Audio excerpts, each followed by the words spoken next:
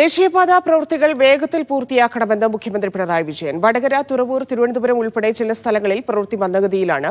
പ്രവൃത്തികൾ കൃത്യമായി പൂർത്തീകരിക്കാത്ത കരാറുകാർക്കെതിരെ കർശന നടപടി വേണമെന്ന് അധികൃതരോട് മുഖ്യമന്ത്രി നിർദ്ദേശിച്ചു. ഷിജോ കുര്യൻ ചേരുന്നുണ്ട്. ഷിജോ, എന്തൊക്കെയാണ് മുഖ്യമന്ത്രിയുടെ നിർദ്ദേശം?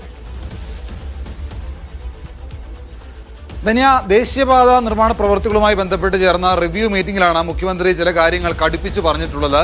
ദേശീയപാത നിർമ്മാണവുമായി ബന്ധപ്പെട്ടുകൊണ്ട് 17 സ്ട്രെച്ചുകളിലായിട്ട് 642 കിലോമീറ്ററിന്റെ നിർമ്മാണ പ്രവൃത്തി സംബന്ധിച്ച തീയതികളും ഇന്നത്തെ യോഗത്തിൽ ചർച്ചയായിട്ടുണ്ട്. അതിൽ ഏറ്റവും പ്രധാനപ്പെട്ട കാര്യം, നിലവിൽ ഏതാണ്ട് ഈ വർഷം 2025 ഡിസംബർ അവസാനത്തോടുകൂടി 480 കിലോമീറ്റർ പൂർത്തിയാവുകയും ബാക്കി 560 കിലോമീറ്റർ കൂടി ഏതാണ്ട് 560 വരെയുള്ള കിലോമീറ്ററുകൾ അടുത്ത 2026 മാർച്ചിൽ പൂർത്തിയാകുകയും ചെയ്യുന്ന രീതിയിലാണ് നിലവിലത്തെ ക്രമീകരണങ്ങൾ പോകുന്നത്.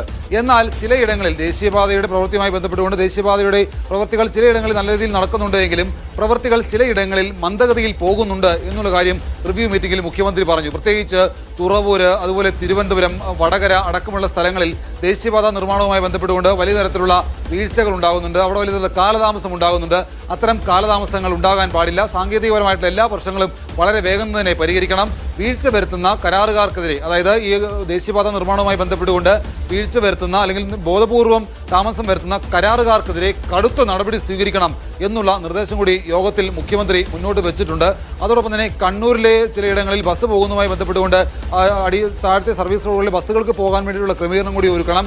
അവിടെ ചാല വരെ സർവീസ് റോഡിലൂടെ പോയിട്ട് തിരിഞ്ഞു വരേണ്ട ഒരു സാഹചര്യം ബസ് ഉടമകൾക്കുണ്ട്.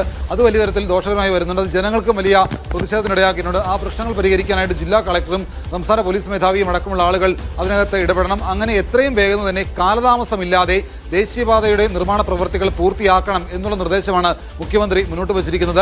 നിലവിലേതായാലും 2025 ഡിസംബർ അവസാനത്തോടുകൂടി 480 കിലോമീറ്റർ പൂർത്തിയാവുകയും 560 കിലോമീറ്റർ 2026 മാർച്ചോടുകൂടി പൂർത്തിയാവുകയും ചെയ്യും.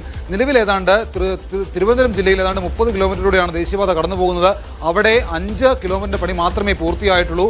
അതേസമയം കാസർഗോഡും കണ്ണൂരും മറ്റ് ചില ജില്ലകളിൽ, വടക്കോട്ടുള്ള ചില ജില്ലകളിൽ 83 കിലോമീറ്റർ ദേശീയപാത കടന്നു പോകുന്ന കാസർഗോഡ് ഏതാണ്ട് 70-ലധികം കിലോമീറ്ററിന്റെ പണി പൂർത്തിയായിട്ടുണ്ട്. കണ്ണൂരിലും അത് തന്നെയാണ്. പക്ഷേ മധ്യ കേരളത്തിലേക്കും ഒക്കെ തെക്കോട്ടുമൊക്കെ വരുമ്പോഴാണ് ഈ പറയുന്ന പണിയുടെ കാര്യത്തിനകത്ത് ഒരു അലംഭാവം ഉണ്ടായിട്ടുണ്ട്.